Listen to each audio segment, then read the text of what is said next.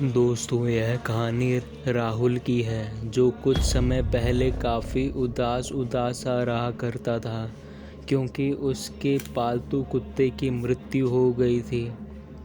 उसे कुछ भी अच्छा नहीं लग रहा था। राहुल पूरे दिन अपने कमरे में ही बैठा रहा करता था।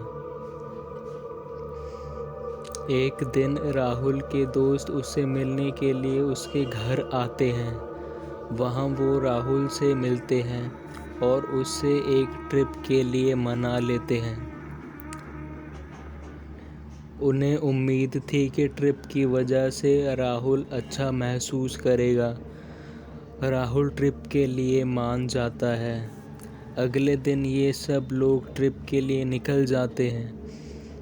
पूरे रास्ते भर राहुल को अपने पालतू कुत्ते की ही याद आ रही थी। ये सब रात के 2:30 बजे लोनावाला पहुंच जाते हैं। ये सब एक होटल में 4 रूम ले लेते हैं। राहुल जैसे ही अपने रूम में जाता है, उसे ऐसा लगता है जैसे वहाँ कोई है, पर नज़र नहीं आ रहा है। राहुल सोने की कोशिश करता है, पर वो सो नहीं पा रहा था।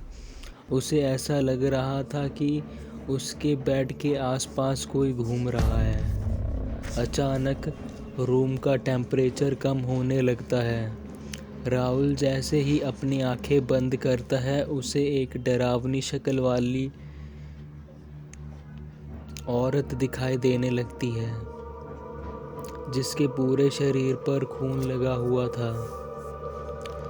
राहुल तुरंत उठकर बैठ जाता है। राहुल इतना डर जाता है कि वो रूम से बाहर आ जाता है और अपने एक दोस्त के रूम पर चला जाता है। सोहेल पूछता है, क्या हुआ, इतनी रात को तुम यहाँ? राहुल सारी बात बता देता है। यह सुनकर ये दोनों सहम जाते हैं।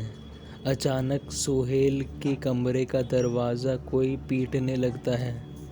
ये दोनों हैरान कि इस समय यह दरवाज़ा कौन पीट रहा है।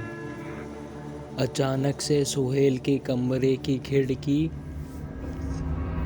का गिलास टूट जाता है। ये दोनों रूम से बाहर भाग जाते हैं। भागते भागते ये दोनों होटल के बाहर आ जाते हैं। अभी रात के 3 बज रहे थे।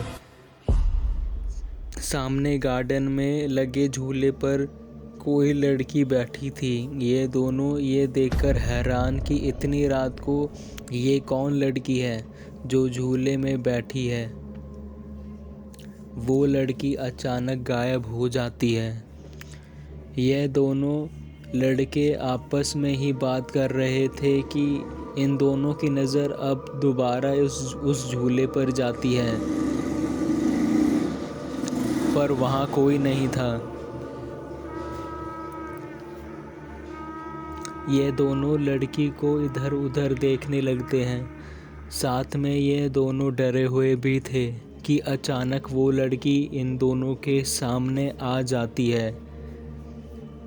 उसकी काली गहरी आंखें, सफ़ेद कपड़े पहनी हुई वह लड़की बोलने लगती है, क्या तुम मुझे ढूंढ रहे थे? ये दोनों लड़के इसी लड़की से बात करने लगते हैं। बातों बातों में लड़की बताती है कि मैं 5 साल पहले इसी होटल में फैमिली के साथ आई थी, पर मुझे यहाँ कुछ लोगों ने धोखे से मार डाला और अब यहाँ मैं भटक रही हूँ। यह सुनकर दोनों अब घबराना बंद कर देते हैं और अगले दिन होते ही यहाँ हवन कराया जाता है, जिससे उस लड़की की आत्मा को शांति मिल जाती है और अब इस होटल में सब कुछ ठीक है। तो दोस्तों, ये थी आज की दूसरी स्टोरी। आशा आपको पसंद आई होगी। थैंक